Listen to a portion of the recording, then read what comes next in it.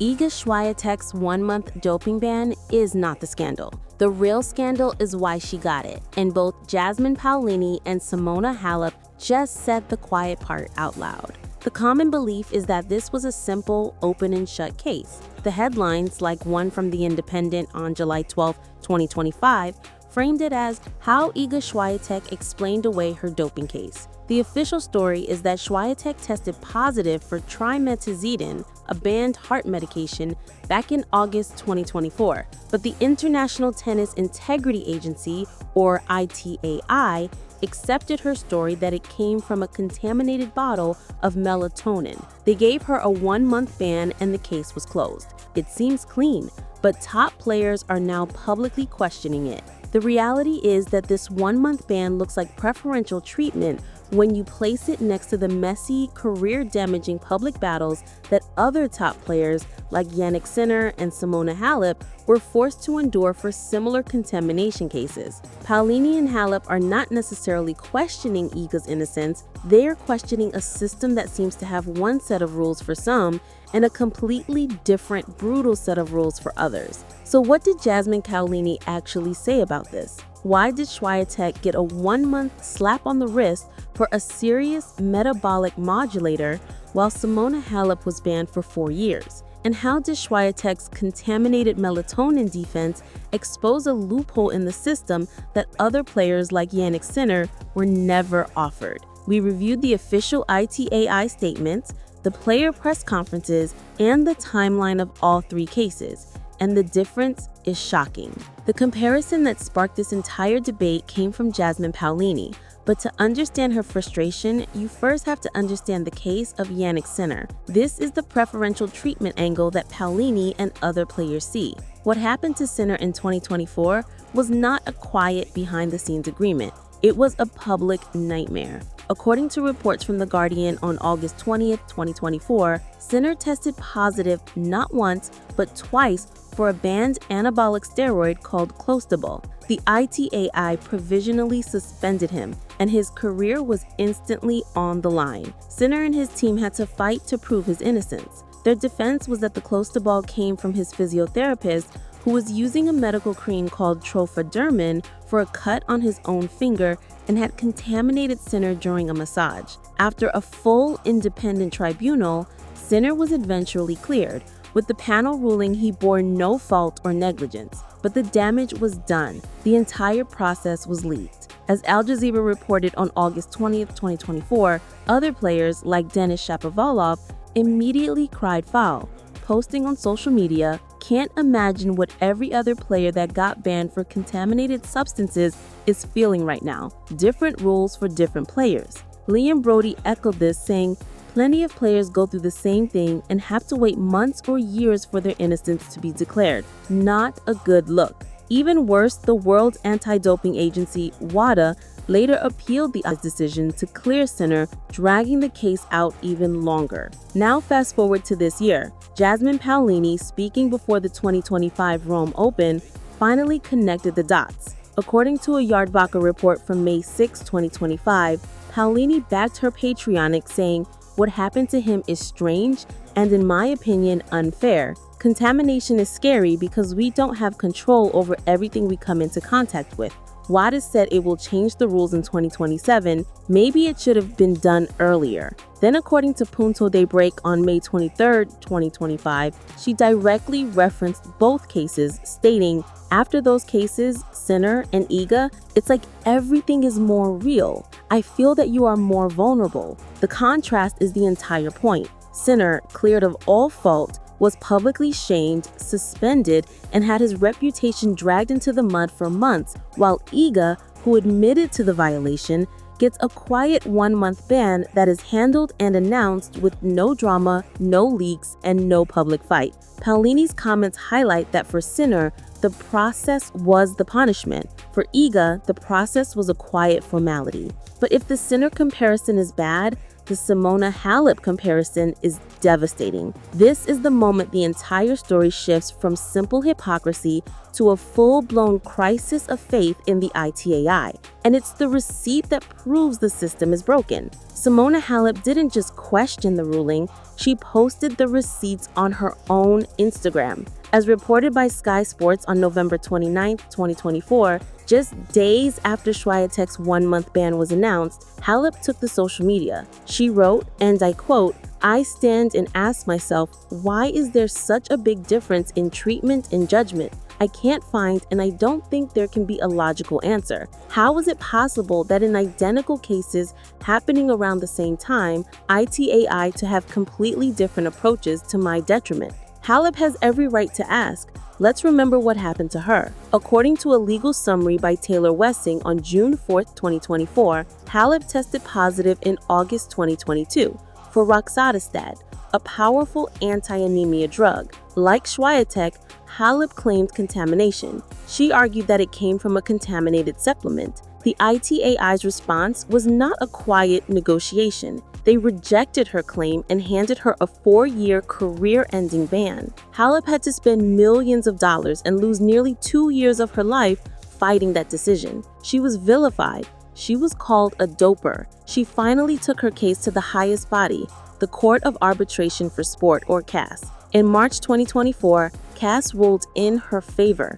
They agreed that the positive test was from a contaminated supplement and that she bore no significant fault or negligence. They reduced her ban from 4 years to just 9 months, a period she had already served. She was vindicated, but only after an incredibly expensive and traumatic public battle. Now, look at the Swiatek case again through Halep's eyes.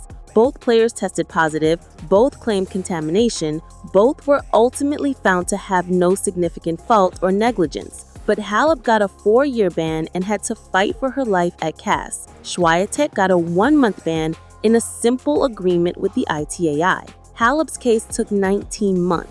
Swiatek's case, from her provisional suspension on September 12th to it being lifted on October 4th, took 22 days. This is the big difference in treatment Halep is talking about. It's not just a difference in outcome, it's a difference in process that suggests the ITAI picks favorites. So what exactly did Swiatek test positive for? The expectation from the 1-month ban is that it must have been a minor substance, perhaps from a simple cold medicine. The reality is that she tested positive for trimetazidine, also known as TMZ. This is not a minor substance. According to Poison Control, it's a heart medication used to treat angina. The World Anti-Doping Agency bans it as a hormone and metabolic modulator because it can help the body use energy more efficiently, increasing blood flow and improving endurance. It's the same substance that famously appeared in the doping scandals of Chinese swimmer Sun Yang and Russian figure skater Kamila Valieva. This is a serious performance-enhancing drug.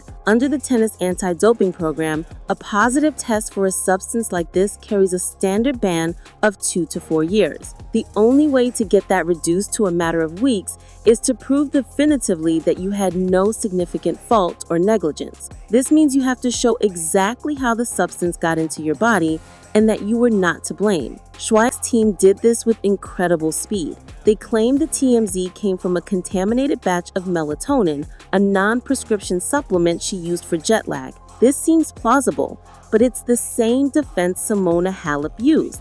Halep also claimed her positive test came from a contaminated supplement. The difference is the ITAI accepted Swiatek's explanation immediately while they fought Halep's explanation for a year, forcing her to go to CAS. This is the core of the frustration from players like Paolini and Halep. The ITAI's job is to apply the rules equally to everyone. But in these cases, the evidence suggests a clear inconsistency. Swiatek's case was handled with speed and discretion. Halep's was handled with maximum punishment and public scrutiny. Now we get to Jasmine Paolini's original point, the one she made back in May 2025. She feels more vulnerable because the system is unpredictable. And she's right. Her comments, as reported by Yardbacher, were not a direct attack on Iga Swiatek. They were a critique of the anti-doping system itself. Paolini said contamination is scary because we don't have control over everything we come into contact with. WADA said it will change the rules in 2027 maybe it should have been done earlier. She's pointing out that the very agency in charge of protecting players, the ITIA, is applying its own rules with staggering inconsistency. Look at the timeline. Jannik's center is publicly dragged for months over a contamination case, only to be fully cleared by a tribunal, yet WADA still appeals. Simona Halep is given a 4-year career-ending ban for a contamination, which CAS later reverses. Then, Iga Swiatek has a similar contamination case involving a serious modulator, and the ITIA settles it in 3 weeks with the 1-month ban that she serves in the off-season. Paolini's statements are the voice of the locker room. If you are a player, how can you trust the system? How can you know that if you accidentally ingest a contaminated product, you will be treated fairly? The message these 3 cases send is that justice in tennis doping is not blind. It depends on who you are, what lawyers you have, and, apparently, whether the ITIA decides to make an example of you or make the problem go away quietly. So how did Swiatek's team get this done? What was the magic receipt that made her case different from Sinner's and Halep's? This is the detail that's been buried in the official reports, but it's the most important part of the story. According to the ITIA's own statement, which was cited by Sky Sports, there was a very important difference between the cases. They stated, the product contaminated in Ms. Swiatek's case was a regulated medication, not a supplement. This is the loophole. Paolini's positive test came from a supplement. The ITIA and WADA have been warning players for years that the supplement industry is unregulated and dangerous. When Halep tested positive from a supplement, the ITIA threw the book at her, essentially saying, "We told you so, this is your fault." Swiatek's positive test, however, came from melatonin, which her team argued was a regulated non-prescription medication in Poland. Her defense, as reported by The Independent, was that this regulated medicine was, fictionally, manufactured in the same Polish factory that also makes a TMZ heart medication, and that cross-contamination occurred. Because Swiatek could point to a regulated medicine instead of an unregulated supplement, the ITIA treated her case completely differently. They ruled it was at the lowest end of the range for no significant fault or negligence. This is the insider mechanism. The ITIA has drawn a line. Contamination from a supplement will destroy your career, while contamination from a regulated medicine will get you a quiet 1-month vacation. This is the systemic bias that Paolini and Halep are furious about. So how did Swiatek's team get this done? What was the magic receipt that made her case different from Sinner's and Halep's? This is the detail that's been buried in the official reports, but it's the most important part of the story. According to the ITIA's own statement, which was cited by Sky Sports, there was a very important difference between the cases. They stated, the product contaminated in Ms. Swiatek's case was a regulated medication, not a supplement. This is the loophole. Paolini's positive test came from a supplement. The ITIA and WADA have been warning players for years that the supplement industry is unregulated and dangerous. When Halep tested positive from a supplement, the ITIA threw the book at her, essentially saying, "We told you so, this is your fault." Swiatek's positive test, however, came from melatonin, which her team argued was a regulated non-prescription medication in Poland. Her defense, as reported by The Independent, was that this regulated medicine was fictionally manufactured in the same Polish factory that also makes a TMZ heart medication, and that cross-contamination occurred. Because Swiatek could point to a regulated medicine instead of an unregulated supplement, the ITIA treated her case completely differently. They ruled it was at the lowest end of the range for no significant fault or negligence. This is the insider mechanism. The ITIA has drawn a line. Contamination from a supplement will destroy your career, while contamination from a regulated medicine will get you a quiet 1-month vacation. This is the systemic bias that Paolini and Halep are furious about. Finally, let's look at the timing of this punishment. A 1-month ban sounds serious until you look at the calendar. Swiatek's provisional suspension was lifted on October 4, 2024. Her 1-month ban was then served. This was after the entire 2024 season, including the WTA finals, was effectively over. A 1-month ban in November is not a punishment, it's an off-season vacation.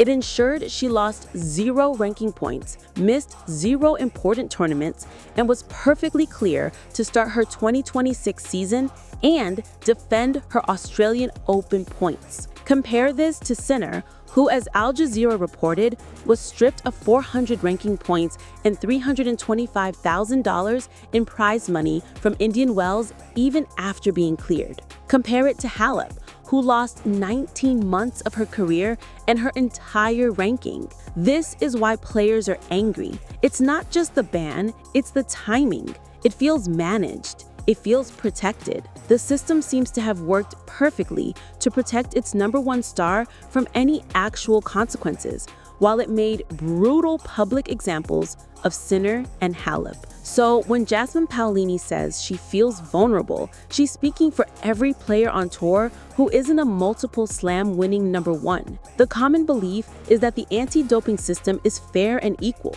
The reality, as shown by these 3 cases, is that it is a system of loopholes, double standards, and preferential treatment. The ultimate insider takeaway is the one the ITIA gave us themselves: the distinction between a supplement and a regulated medication. This tiny bureaucratic difference is why Simona Halep faced a 4-year ban, while Iga Swiatek received a 1-month ban served during her winter break. It's a system that punishes the unlucky, like Sinner, and crucifies the poorly advised, like Halep, while protecting the powerful. Understanding these hidden rules and biases is the only way to see the real game being played. The official rules are in the rule book, but the ones that matter are in the fine print. And we cover all of them in our essential playlist, the Tennis Playbook. To see how these same hidden pressures affect everything from rankings to prize money, click on the playlist on your screen now.